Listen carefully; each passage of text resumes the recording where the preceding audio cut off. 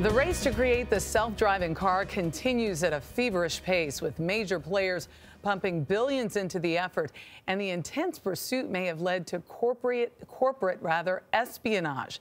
This week, former Uber engineer Anthony Levandowski was charged with 33 counts of trade secret theft, accused of bringing key data from Google to rival Uber.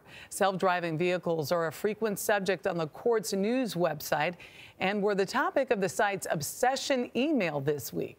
Here to talk about it is Kevin Delaney, editor-in-chief and co-CEO of Quartz. Kevin, good morning. Good morning.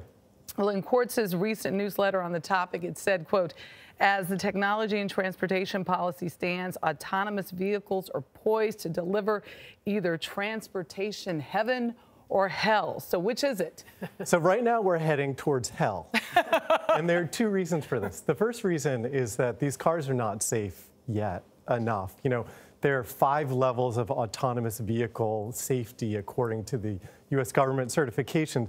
We're now at best, we're about level 2. And what this means is that people need to be keeping their hands on the wheel, they need to be keeping alert to avoid accidents. The second reason that we're headed towards hell is what researchers have found is that when people have access to less cars driving that requires less effort and money, they actually drive a lot more. So the traffic that we experience today is likely to get a lot worse if, without taking some measures to include carpooling and other things, we just let these cars go. How do we pull ourselves out of hell?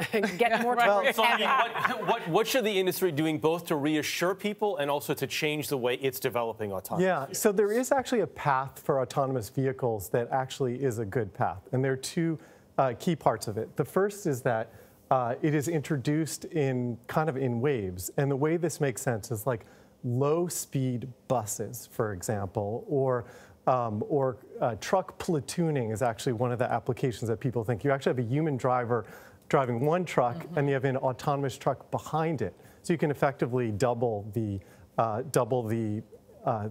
capacity of it. Yeah.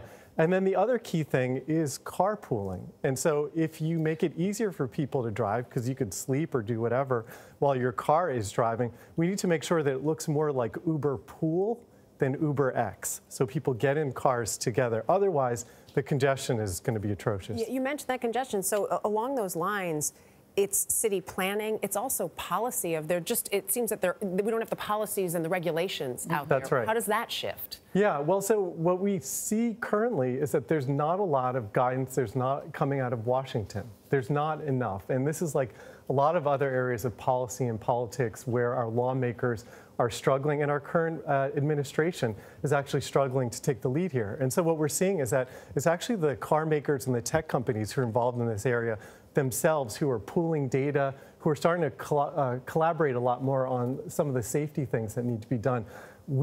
I think it's in all of our interest that our governments actually get more involved and get in front of this. We haven't actually seen that yet. Yeah, it's another area, it seems like, where technology is way ahead, and we've got to play catch up. No more sleeping drivers behind the wheel. We saw that last week. Kevin, that's a long time in the future. Yeah. Kevin, thank you.